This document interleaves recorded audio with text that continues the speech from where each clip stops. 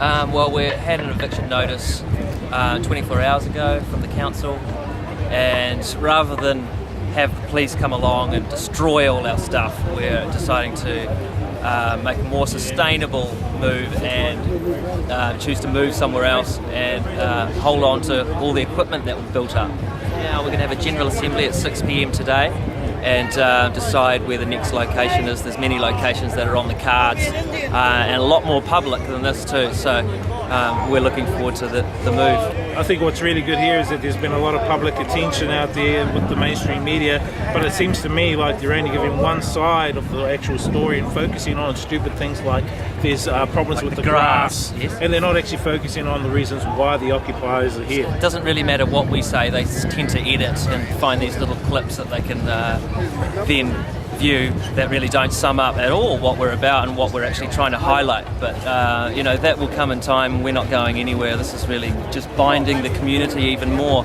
We've built up an amazing community who are really prepared to make a stand against infinite growth on a finite planet. Basically, it's not sustainable and we have to change. And I think if they push us enough, the people will come out to support us, and in a way that may happen eventually.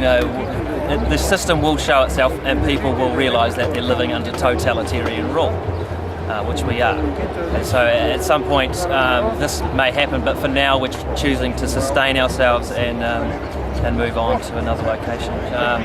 Websites are all there, and we're implementing project management systems too to make things more efficient and to make it more public for the public to step in and collaborate and help us move forward. Well, we tried to appeal the recent ruling, but that was thrown out apparently. It doesn't really matter what we do and stand up to say in the court. We could say anything.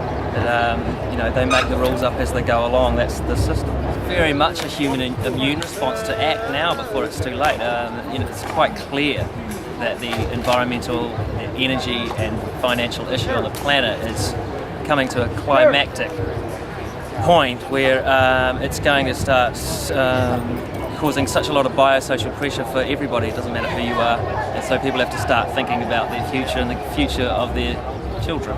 Well, basically what's happening is we had GA last night, and there were some people who weren't prepared or able to make a stand here, so they have decided to go to, as I understand it, Victoria Park. There are other people who do want to make a stand, and I think there's something developing on that along those lines. My understanding was that most of the valuable stuff that nobody wanted to see compacted in a trash compactor is being taken off site, which is fair enough. So this whole place is slimming right down, and it's good to see that there's some activist fervor here, people prepared to defend their rights, defend this occupation. But another kind of magical thing is happening, and that's people who wanted to start their own occupations have gone off and done it. So it's like, I call those dandelion occupations. They're just kind of scattered into the wind. We've got one across there that call themselves Occupy Town Hall. We got another one across the road called Occupy Queen Street. They're highly visible, so people are going by and honking them and stuff like that. We're trying to do the best we can to make absolutely certain we're totally nonviolent, and as far as we possibly can be compliant with the law. We're law-abiding citizens who just happen to believe that it's time for us to stand up. All of this is just me basically speaking as an observer and somebody who really cares about this. I don't believe that the time is right for outright civil disobedience. This is just the beginning of the beginning. We've got human resources that we don't want to squander. I understand that there have been people who just, been rolled very heavily by the cops put in place, like where I come from, and that's terrible. We don't have exactly that situation here. The police are almost allies, and we really care about the police, and they have given every indication that they care about us. So we're not trying to start in confrontation. We would actually hose down anybody who was going to agitate or do anything like that if we could possibly avoid any heavy confrontations. That's just not how we roll. These courts, these are our laws. We don't always agree with them, but we are people of Aotearoa and New Zealand, and they're our laws too. All right, what I also want to talk about is the mainstream media. They're only covering one side of the story. Now, where is the other side of the story? You know what I mean? Excellent question. I've been very vocal on this point myself. Gee, they're so quick. If there's anything happens that they get wind of, somebody, this happens, that happens, somebody assaults somebody, they're onto it. But we have a declaration which states what we are here for and why we came here in the first place. And many of us have really tried to get that message out, and they will not cover it.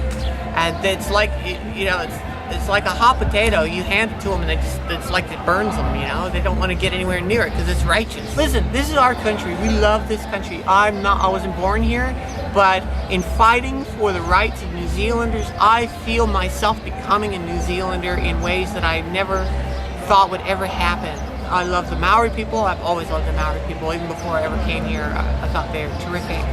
And I've made a lot of friends and a lot of activist contacts here. People got to stand up for what they believe is right. There's always going to be people with the extra serving of courage and that extra bit of, spirit that are going to stand up front and be there on the day. But what we really want is we want all the people of New Zealand to realize that this country has fallen far from where it once was, where people had job security and a free education, and unions were strong, and we had a socialist government, and good health care, and all these, and affordable housing, all these issues. And it was unheard of that any child would go to bed hungry. I'm personally appalled from everything that I've heard about where New Zealand was 30 years ago to where it is now. If something doesn't happen, if people don't stand up, well, we deserve everything that's coming to us. Hello everybody, I'm Vinny Eastwood, Mr. News. I am New Zealand's alternative media. I go out with a camera and a microphone to whichever protest or anything that seems to be going on in Auckland, which is where I am because I'm too frickin' broke ass to go out to places all over the freaking country like some people are able to, but not me. It's unfortunate, but the great thing is I get to meet fabulous people who have amazing ideas every single protest or occupation that I ever seem to go to. Isn't that funny? When you actually go out and talk to the people who are protesting, you don't get a tiny sound bite, do you? You get a real, full sentence full of information, full of elaboration on the current crisis that we have in our society that I've called scumbaggery. All right, there is lots and lots of forms of scumbaggery. Lies, financial criminality, it's financial terrorism, being John Key. There's heaps of bad things that you can do in this world, and they must all be exposed. Because if you look at things just in isolation, just one or two dots on either side of them, you don't see the dots connected. That's what alternative media does. What the mainstream media does is they report on the fact that, yes, there are dots. Look, it's a fucking dot. And then the alternative media comes in and goes, there's actually like 100 others. And it forms a great big picture, a picture called world governments, where they want to control all the resources and all the people of all the world. And this is going on simultaneously, just like the Occupy protests are. And that's the reason why they're going on. That's the reason why they haven't allegedly issued too many demands. Because if you could issue demands, you wouldn't be able to do justice to the true nature and cacophony of all of the bad things that are going on at the same time, right here, right now. That is the real problem, and it's because we have an uninformed population, an uninformed public in itself, because the media has not been doing their job as the fourth estate to give people proper information for which to make their decisions. They haven't been doing their job, they can't do their job, so we can do it ourselves with cameras and microphones, because we are the new media, they are the old dinosaur death rattle scum. They need $40 million bailouts from John Key in order to remain running. It's happened to TV3. They lose $250,000 in the first corner like MediaWorks did. They are the ones struggling. They are the ones who have no future. We are the future. This is Vinny Eastwood, Mr. News.